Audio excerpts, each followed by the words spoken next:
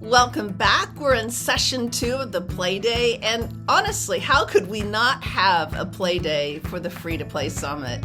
And I can't imagine a more appropriate speaker than Heather Bernt-Santy, who is you might know her from her podcast, That Early Childhood Nerd. And it is amazing to listen to because Heather is a fierce stand for play-based education. And in this conversation, we look at what does it mean to move out of the standard approach, the standard curriculum of early childhood education and move into emergent curriculum. It's amazing. Let's go to it. Today, I am so excited. I have Heather with me today, and Heather, welcome. I just have to say, I'm so excited to have you because you're one of those voices in the industry that is going to take that stand for children.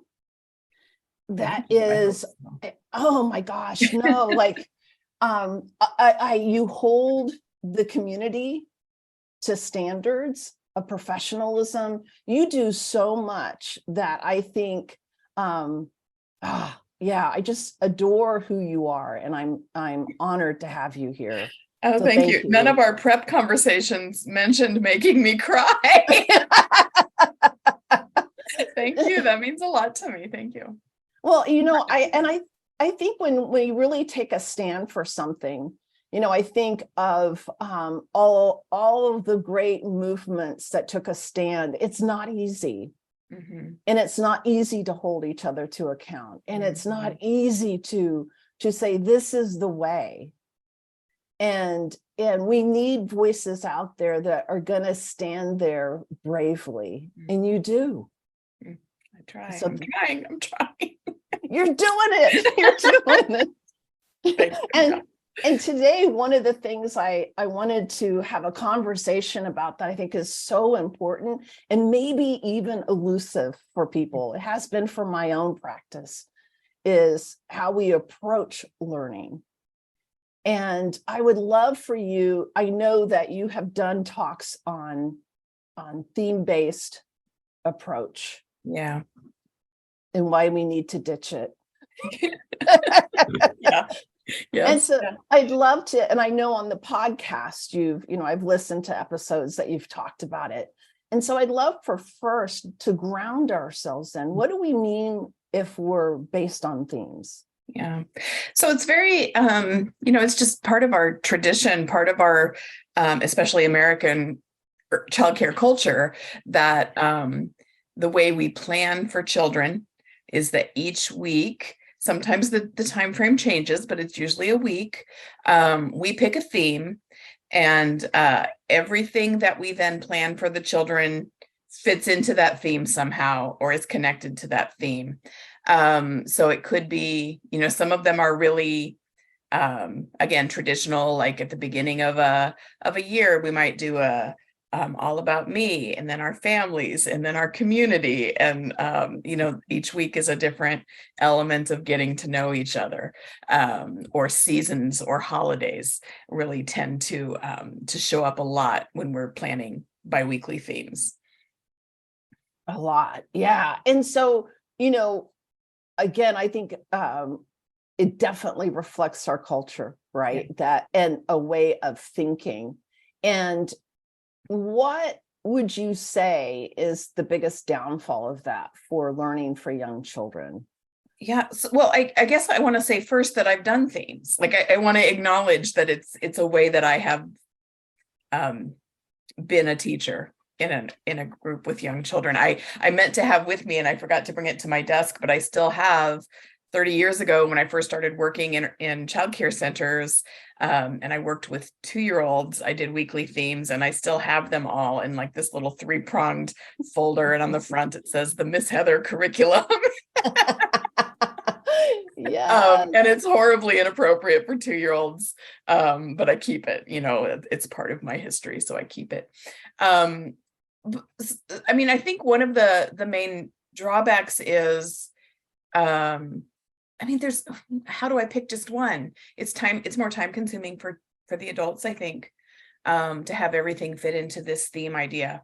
But also it's not necessarily in line with how children learn. The way we tend to practice, implement our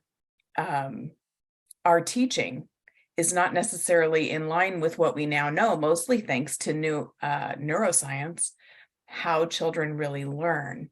And also it's really easy in using themes to slide into topics and practices that aren't maybe relevant for the children that we're working with. And so I think there's just lots of reasons for us to stop and say, wait, could this be better? Could this be more impactful? Could this be more in line with what we know now? Yeah. And I think, what you brought up, I just want to you have me flashing back to my use of themes and my theme boxes, the box, like I had a wall of boxes, right? Yeah. And that I got so excited. Like my memory is I was so into rushing to thrift shops and garage sales and, gathering all the materials. Yeah. But it was all about me. Yeah. And you can still do all of those things in a different, a different delivery system, I'll call it. But, for me, for some people, I think it's personality. It's a personality connection. And that's why we cling to this themes, because thinking about my Miss Heather curriculum from the early 90s, definitely it was centered around how much I loved to color and cut things out and have things laminated and use a lesson plan book. And this image I had of what, at that point, of what being a teacher of young children meant. That image has evolved, and that's led me to a place where I think we should get rid of themes. We should get rid of theme planning and teaching. Yeah. And then the other thing that I experienced in moving to intelligent materials, loose parts, more open-ended in the late 90s, I connected deeply with Bev Boz and her work. Yeah. And I really credit her for being a major transformational force in my work. Yeah. And that even as I moved into being more open-ended, I still had themes underneath of it. So I think for me, it's been very, even on my blog, and I'm like you, I will not take down my past. It's a part of who I am. It's informed who I am. Yeah. But I would think I was being revolutionary. And looking back, I'm like, girl, what the heck were you thinking? Like everybody's doing like artwork. The craftivities, it might not have been, paper plates, but it was everybody's painting on a canvas in the same way. And so, it's that factory model kind of, everybody's going through the same experience. Yeah. That I think is really hard to break free of. And in my own reflection, I was raised in it. It's in my marrow. Right. And it really, for me, I think there's a narrative in our field right now that's been around for a while, but I'm becoming more aware of it and sort of more needled by it, that it's okay to acknowledge that children are individuals and learn individual things at individual rates and develop differently, as long as we end up with a standardized child at the end of all this individualizing that we're trying to do. And I think the appeal of theme planning is that if I can say, our theme is trees or whatever, and I can work a tree theme into every element of our learning areas and every element of our planned activities together in all of our books, that we will end with a standardized knowledge of trees. And that's not in line with what we say we know about how we need to individualize for children. The only way that we can truly individualize and base what we're doing on the people in front of us right now is to watch them and see them and follow them. So we, maybe we have a framework and a skeleton of things we'd like to do, but most of what we're doing in a day with young children should be seeing and following and not planning for and bringing in necessarily. And I think theme planning is appealing because it looks like learning, it looks like school. It's easier to pinpoint how I am a teacher. And so switching away from that requires a lot of awareness of self that we aren't always comfortable with. And why am I hanging on to this? Why is this such an appealing framework for my teaching? That is gold right there, my friend. That is gold, because I was thinking that for myself, it is that teacher identity. Mm-hmm. And that, the question that I would ask myself as I let go is, am I doing enough? Mm-hmm. Is this enough? And when we understand the neuroscience of play, Mm-hmm. Toward the last of my career, it would be maybe there were children interested in trees, but it's not the whole class, Mm-hmm. right? Yeah. Maybe another part of the class at the time, Frozen was big. So like we had Frozen running through constantly. Yeah. It's like there's this kind of chaotic interest rising and falling, and being present, like you said, and supporting it. Like when the children were playing Frozen, they didn't need Frozen characters. Mm-hmm.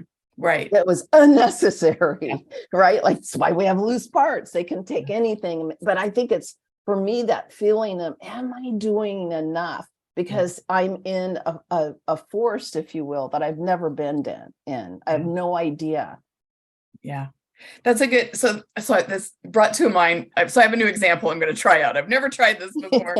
But so I love the movie Grease. Like I grew up with it, saw it first when I was 8 years old, seen it bajillion times since then. But for me, it's about Olivia Newton-John, a hero, a goddess.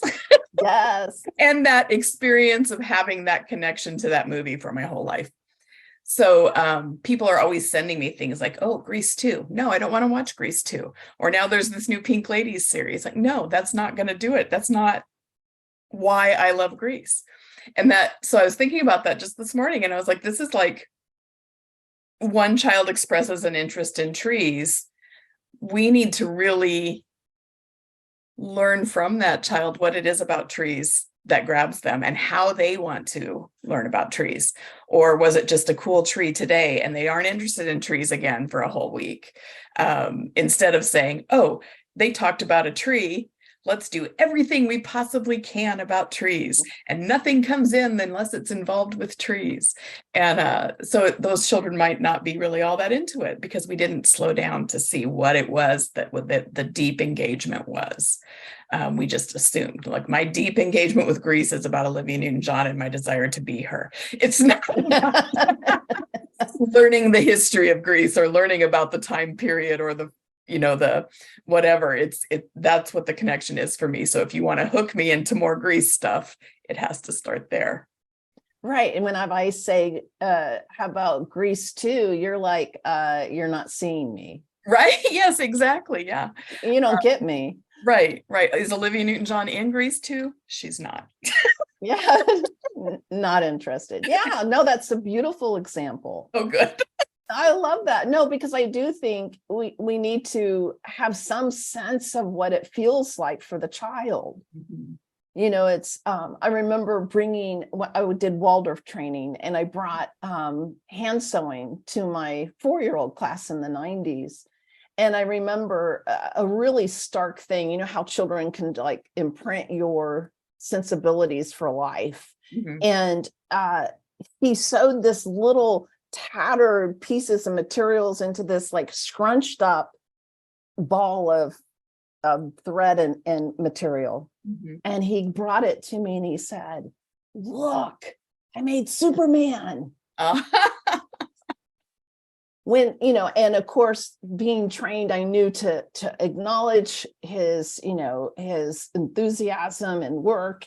And when his grandmother came to pick him up, she said, we need to throw that away. Oh no.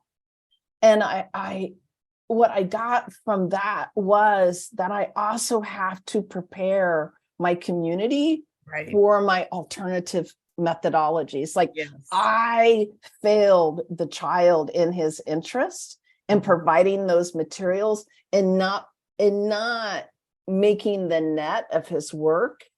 Does that make sense? So like, yes. And I think that's another appeal of theme planning, is that families look at it, our customers look at it and say, aha, this is learning. And we have a responsibility to help them see. So first we have to understand the real learning and the real, how children really do process information and learn and develop, and what our role is. But then also we need to make that visible to, I think I first heard Margie Carter use that term, making learning visible, but I know it's around everywhere. And anyway, I think we have that responsibility to families, and theme planning makes it, it's a TV dinner. It's not the full preparation of a full mealtime where we plan it and we make it and we think about who it's for. And then we present it, it's just, well, we have this and it's food, so we're going to put it in the oven and it's food. We aren't thinking as deeply. This theme on my lesson planning form is learning, the end. There's nothing more to it. When I was a center director and I was trying to kind of help teachers move from theme planning, like a just really heavy reliance on that, to more of a child-led, child choice driven play environment, which is pedagogy. I'm still a teacher in that setting, but one of the first things we did was pull apart their old theme lesson plan forms. And I had a new one where it was just categories of, cognitive development and literacy development and physical and social and emotional. And we just pulled the things from their lesson plan and listed it in these columns. And then we looked at, okay, how much of it is a whole group together all the time? And, most of it was. And so then we could have conversations about, well, how might you do this same cognitive development kind of thing in a way that it's just in the environment for them to find, rather than something we all sit down with and do together. So there's maybe baby steps that need to happen, I guess, is where I was kind of going to end with that. We can do this in increments. You don't have to listen to this now and say, okay, yeah, I can see the flaws in relying only on theme planning, so I'm just not going to do it anymore. And that won't work for everybody. We've got to have these little increments. And part of it is working with the audience, working with the families on, and our administrators, or maybe it's a colleague, on why we're making this change and what the goal is. Yeah, I think just like with children with special rights need preview, parents need previews. Yeah, of what's coming. Thinking about it, yeah. Yeah. I'm all for managing family expectations from the beginning instead of trying to have 10 different conversations after something has confused them. So whether that's talking to them at the beginning of their time in a toddler room about the fact that biting will happen, or this is play. Or that, this is how we set up the environment for your child to learn and grow and develop here. So some on the front, some up front, and then there's less after the fact that we have to kind of wade through. And what would you say is the best way to do that? Like, if you were going to prep your families, any suggestions for that? Well, I can tell you one thing that I don't do anymore is just go into a sermon.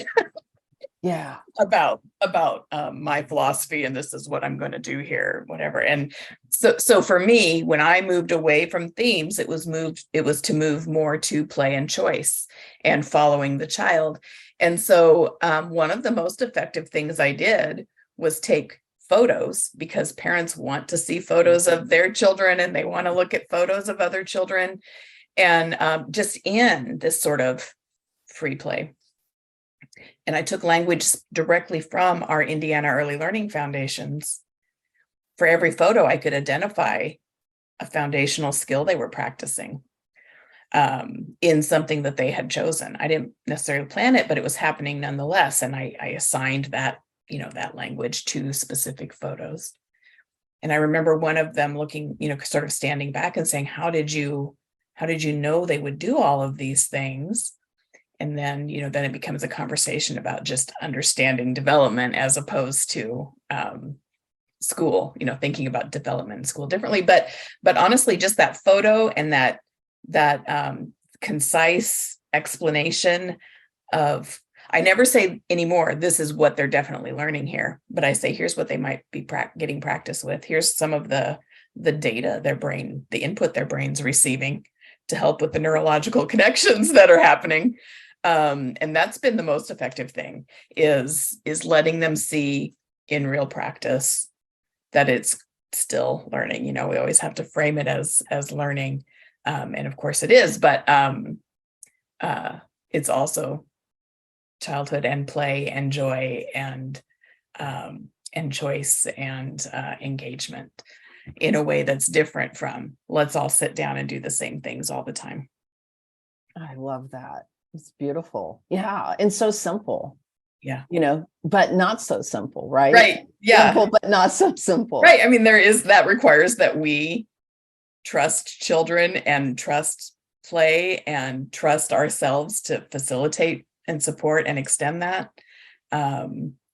It's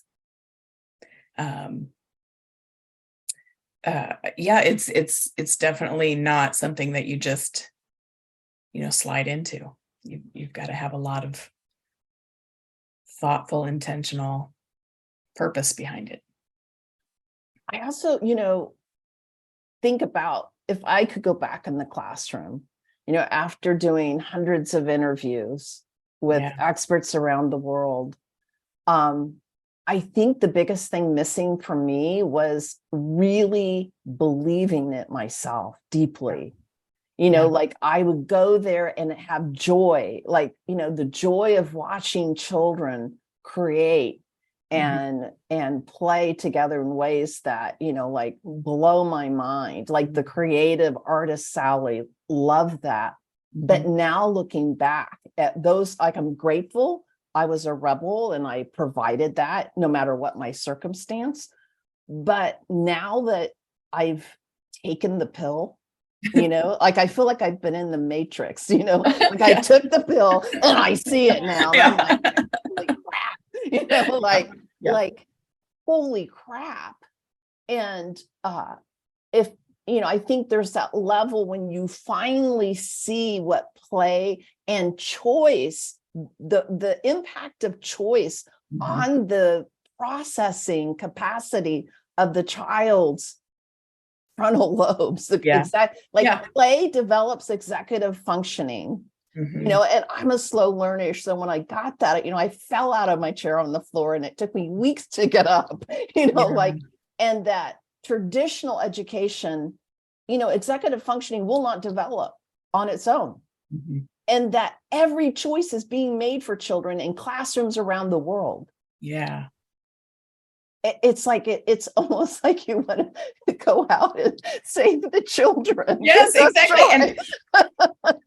And we've talked about neuroscience and we've talked about brain development, and I think when that first started, like early 90s, I guess, that's when I really was seeing more of a push for understanding how the brain really develops and the importance of these first 3 or 5 years in brain development.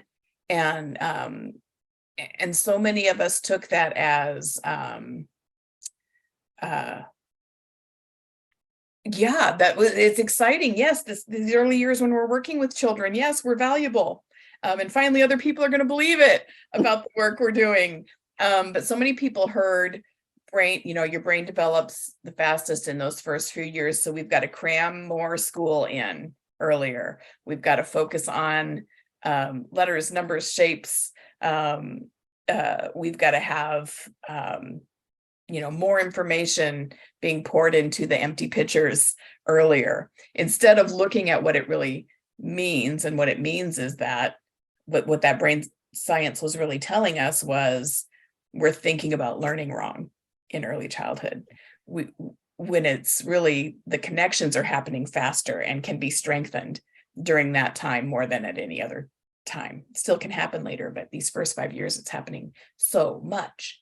And that happens with sensory, lots of sensory experience, lots of movement, lots of repetition, and joy. Happiness is a piece of that, because your brain's going to want to repeat what makes it feel happy and good and joyful. And that repetition is what's giving, forming those connections. And it's not about letters and numbers. It's about data about the whole world around you. And every element of development. And we've presented that in a really shallow way, instead of saying what an amazing broader view we've been given of children and their competence. Yeah. And I know that you are, a huge voice for the schemas and the power of that repetition. And it's astonishing. Yeah. And that's one of the other things then that themes can interfere with, is allowing repetition. We've got it planned. Monday, staying with the trees, here are the tree things we're doing Monday, and then we're done with those things. And here are Tuesday's tree things, and then we're done. And we feel like we have to keep progressing. We can't keep doing the same old idea. But what we know is that children need to be able to repeat an activity multiple times. They get different information from it. They take different action on the information based on what happened yesterday when I was allowed to play in this way or to interact with this material. I had a supervisor once give my lesson plan back to me. I was working with 1-year-olds, and we were essentially doing the same thing every day, or having the same things out on offer every day. And, the feedback was, you need to do something new every day or they're going to get bored. Like, that's not for toddlers especially, but that's not how it really works. But that's the mythology, part of the mythology that we've got. And I think theme planning, it's an chicken egg situation, but I think it's connected to theme planning, that we can only offer things, one time, or they'll get bored and they have to constantly have new challenge. They'll find the new challenge if we allow that repetition. Yeah. And it goes also into, from my first day in the classroom, I think from my personal nature, I never told children where to go and how long to stay there. So some children would go to blocks every single day. And there is this mythology, as you say, where people get, like I'd have co-teachers get really upset that I allowed that. And I'm like, how I'm going to have behavior issues. I'm going to have, chaos. Like, can you imagine going somewhere, maybe to a craft event where there's 20 different stations you could go, but the organizer told you, nope, 10 minutes, you got to move to the next place. Yeah. But I want to be here. Yeah. Like it's disrespectful. It's harmful. To me, it's harmful. Yeah. And it comes from a place of good intention. Like, I want to acknowledge that it's because we want to do things that will be good for children, and we want to create spaces that foster their development and support their learning. But it's sort of coming also from a misinformed place, or at least an uninvestigated place. I'll say that's gentler, maybe, that they have to experience everything, because part of that is because we think we know what they're going to learn when they interact with something. So I set out this thing in the math area, and everybody has to spend 5 minutes there and then, rotate around so they all get the same experience. But it's not the same experience, right? It's all filtered through that personal individual child's skills and interests and motivations, and whether they're hungry or sleepy that time when they tried to do it, it doesn't guarantee that they're getting, that sort of rotation system doesn't guarantee the things we think it's guaranteeing, I guess is what I want to say. And if we see them always going to the block area and we're concerned about that, then we just think, what am I concerned that they're missing? What is the opportunity that I think they're losing by being in blocks all the time? And how can I provide that based on their engagement with blocks, based on their motivation to be with blocks? And that is one of the things I like about schema. People who've heard me talk before will have heard me talk about George, who really only wanted to ever play with one truck. And so he never interacted with other children and he never went to other areas. And just by putting other things that rotate in other areas, the truck was still his favorite, but he branched into dramatic play because there were strollers, and he branched into art because there were roller paints and cars to drive through paint. And, he got a little bit more engaged with other children outside because there was a bigger wagon that they could all kind of group in. So looking at, if we have that concern that they're not using all areas, how can we, instead of trying to like re-motivate or extrinsically motivate that child to go somewhere else, why don't we just spend a little time thinking, how could I put what I think he's missing into where he is? Which moves us away from theme planning too, I think. I love that. That's gold.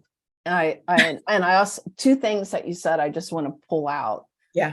One is that I agree. I think educators have, if you're listening to this conversation and you're theme based, we know that your heart's in the right place. Absolutely. It's just, how do we move into what's serving the children? Because that's what we're all committed to. Mm-hmm.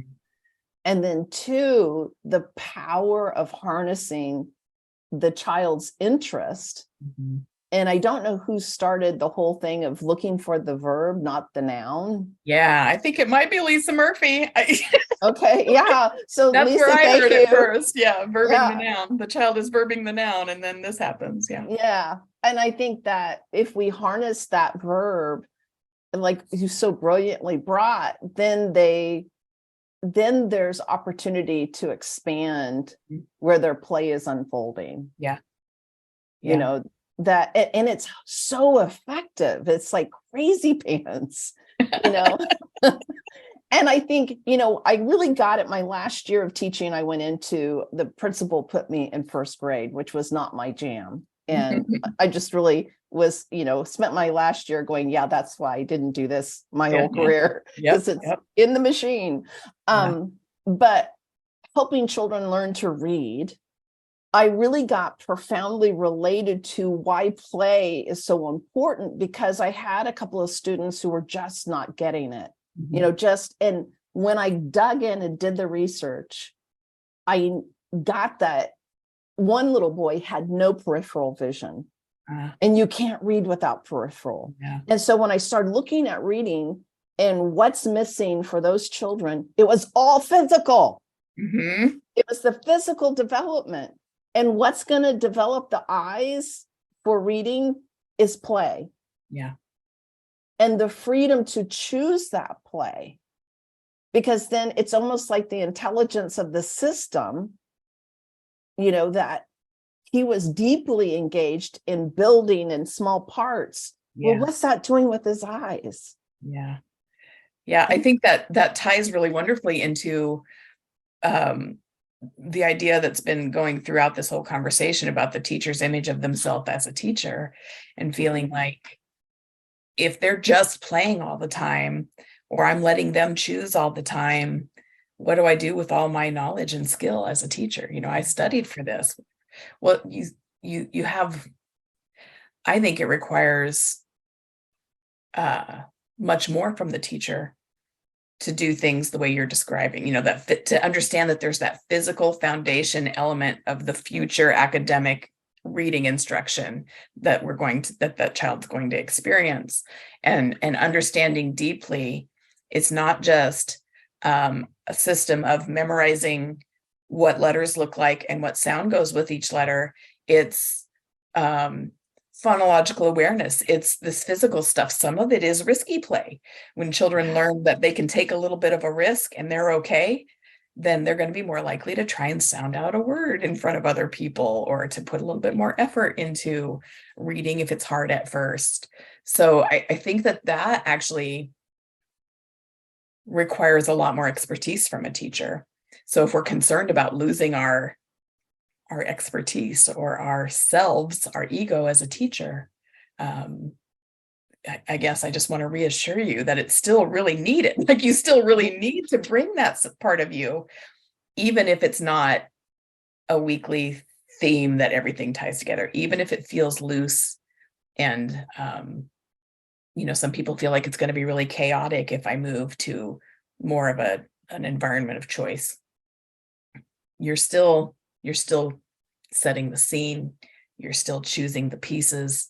You're still observing and following and planning based on what you observe. You're still a vital role. You still are a key figure, and your expertise is still of value. It just looks really different than our cultural image of what learning looks like. Yeah. And don't you think, I know for myself that I had more joy. Yes. Personally. Yeah. It's gonna be less stressful, because I think you'll feel more satisfied, right? That you've made this contribution, and you don't have to worry about the stuff like, well, they didn't get through all the centers, or not everybody would stay at the table and I couldn't keep everybody engaged, because you're looking at it differently, and everybody's relaxing and feeling more peace and joy from what's happening. In my first grade class, we had the mandated curriculum I had to deliver. Yeah. And that's a reality. I mean, yeah, but I gave it as choice. So I would plan out what they had to do that week, and then they could play whenever they wanted, but they had to do the work and manage, so they had to learn to manage their time. And by Friday, that work had to be done. And all of the work was, placed in one place, open, they could see it and they could manage it. And when the principal was completely aligned, and I want to say that when you talk powerfully to administrators, I never didn't get support for play, like if you can articulate what's happening. Yeah. But what cracked me up, one of my favorite stories is the principal let us know that the big wigs were walking through. And so we had to look like we were, not choice. And so I had them, create little centers where they're all going to sit and each do a different thing. Yeah. And then the administrators came through, and this little guy in my class stood up when they walked out, and he goes, "This is ridiculous, boy. Why do they think this is better?"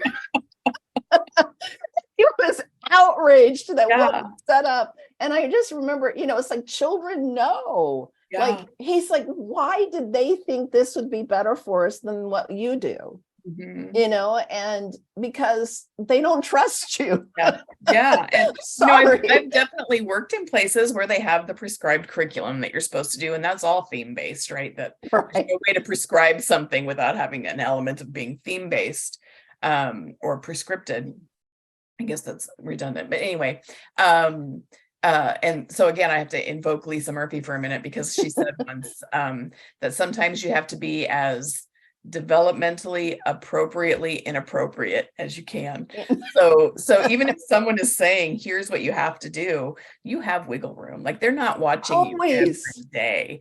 And so I would, how can I introduce elements of choice? Maybe it's just something as simple as you can leave whenever you want, or how do I individualize for that? Well, I do it in smaller groups. I don't do it with the whole class at once. Or what's the real goal of this? And can I do some sort of photo display of play that demonstrates those same goals? So there's ways that we can play within that prescription, if that's what we believe in. If it's a repetition, maybe I don't just do this on Monday. I leave it out in a different area of the room all the time for the week. And, there's ways that we can work inside that system, but we have to believe it's worth working inside the system. Well, and I think when I was a kindergarten teacher, I would sit down with the children and say, this is what's on the docket this week. How are we going to express it? So we started having conversation as what are I'd say, I'm thinking maybe this, and what are you thinking? And it took them a while to really take that ownership with me. Yeah. But at the end, they were co-designing the activities that we were doing every week. And so I'm giving them an active voice inside a very constrained environment. And I had 8 other kindergarten teachers, a team. Yeah. And you know what they said? They just would say, Sally, it's so cute how you have the children so independent. I thought, okay, I'm cute. That's so sweet. Awfully sweet of you. Yeah. This is so cute. Yeah. But, the other side of that is, or the other piece of that, or a piece I want to add, however, do whatever you want with those words that just came out of my mouth, but is, even when we have that prescribed curriculum, at least in early childhood programs, probably not in everyone, but a lot of them that I've been in, that's 9 to 11 in the morning. That's, again, the mythology is that's when learning happens. And the rest of the day is just sort of whatever we make of it. That leaves you, for a lot of children, a lot of time to be doing it differently. And I suggest better. Yeah. And still, let's go through the motions, as long as it's not harmful and we're not doing it in a way that, is negatively impacting children's identity as learners or their mental health or those kinds of things, their place in a community. We still have a lot of time outside of that to do things differently.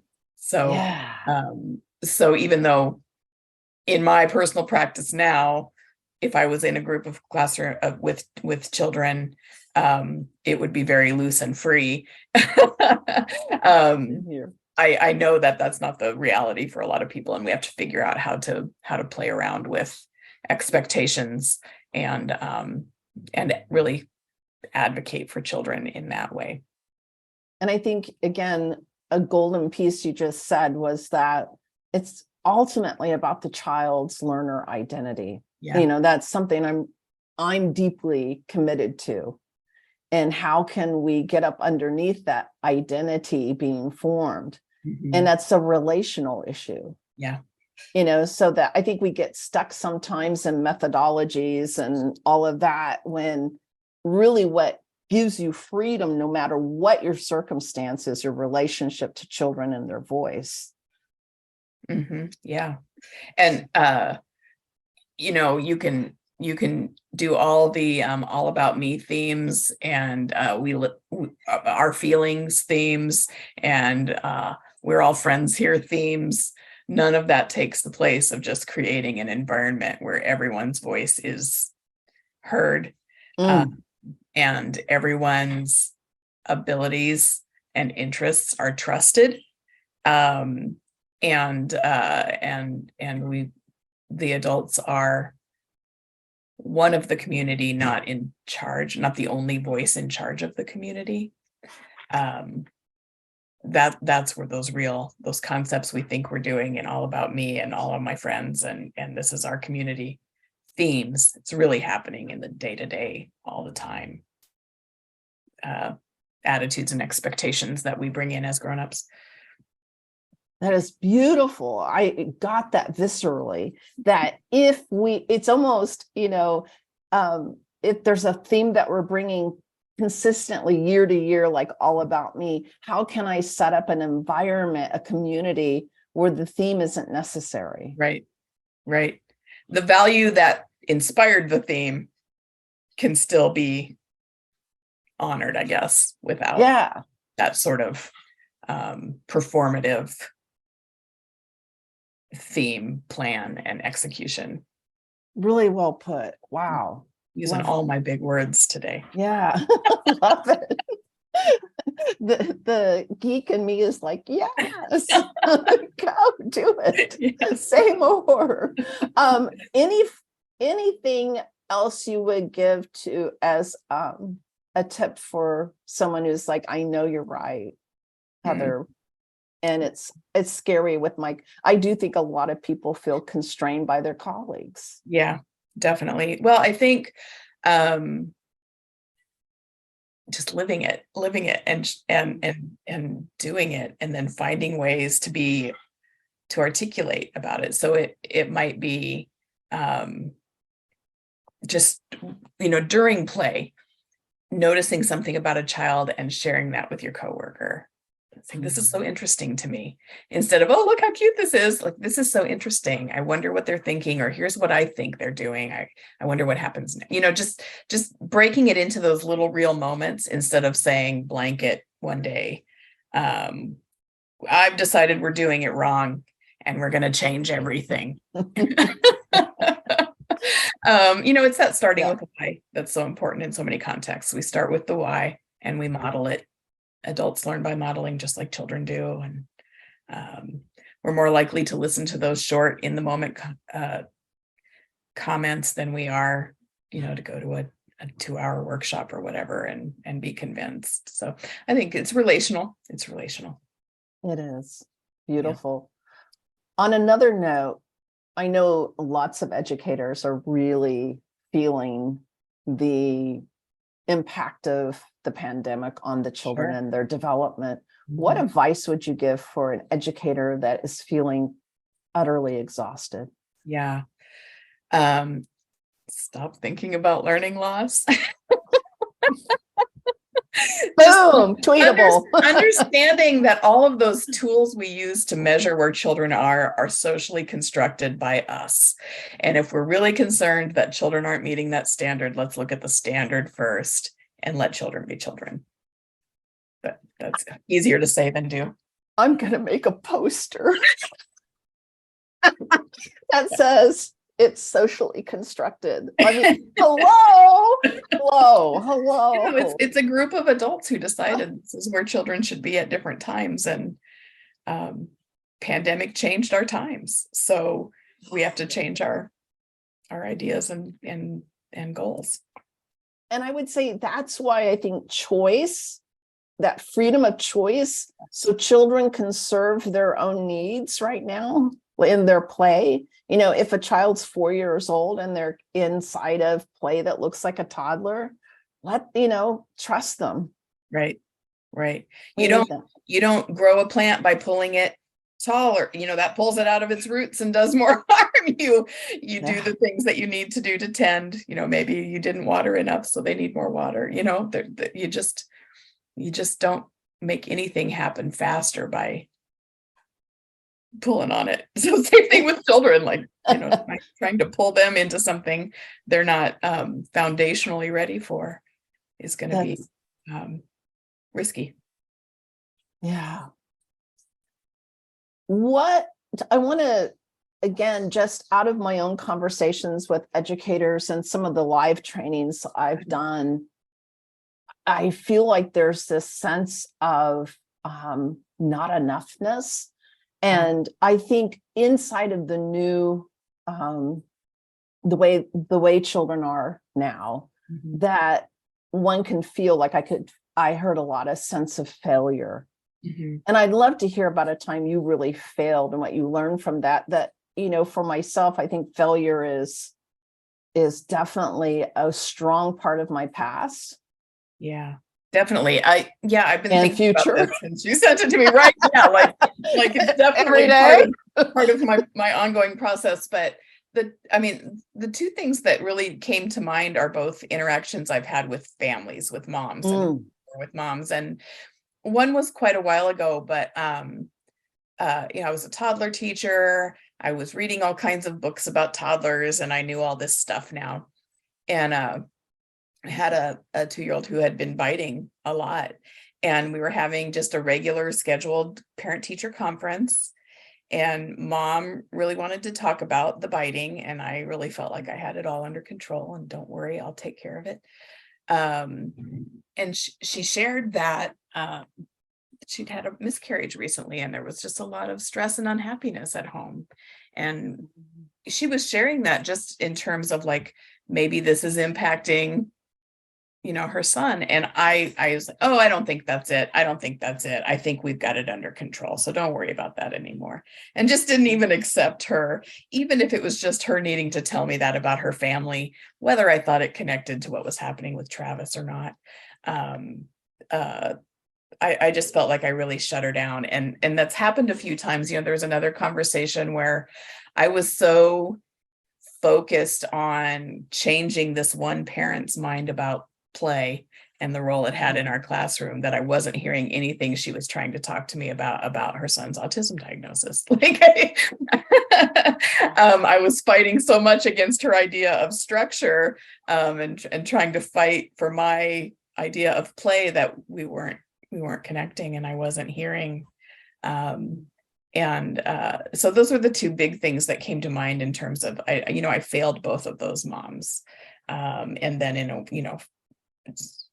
both of those children, and myself, honestly, because I didn't take the input and reflect and listen and learn from it. I already knew what I needed to know, and I just needed to get through that conference and keep doing what I was going to do anyway. And a lot of regret about that, but I sort of just keep it in mind in all my conversations and thinking about talking with families now. That's beautiful. I love that. Yeah, because usually it's not personal and there's nothing to defend. Yeah. Like I think I've done that myself. Yeah. And there's lots of stories. Like we could just do a whole episode on my failures if you want to do that. Exactly. Yeah. And that to give ourselves grace. Yeah. We're human. So hard to do. So hard to do. We're supposed to be the experts who know, what's good for children and families. And yeah, we're all human. Guaranteed. Yeah. What would you like to see early childhood educators do differently?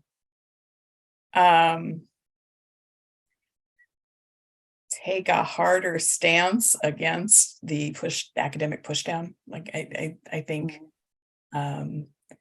we fight against it, but we're complicit in it. Part of it is we're just so yearning to be seen as real teachers. We're just so thirsty for professional respect, that if what people want is that academics earlier, then we'll do it because we need it for ourselves. I would love it if we have the power, we have the numbers. If we stood up and said, wait, this isn't childhood. This is adult priority. This isn't childhood. Beautiful. Yeah. We started with crying. I know. And that's what you just said is really what I see who you are in the industry. Like really that fierce stand, and you're gonna make me cry, and it's there will be tears. There will be tears. And it's really such a joy. I will have the link below for you all to go. And there's a link to your podcast, and where else can they go and find more of you? Well, I have a website. It's just thatearlychildhoodnerd.com, and all the podcasts are there. Also, there's a few blogs, not a lot. Workshops that I do, can find that there. But I'm also on just about any social media. They can search That Early Childhood Nerd and find me. Yeah, we'll have it below so you guys can click away. Awesome. Thank you, Heather, so much. Thank you, Sally. This was fun.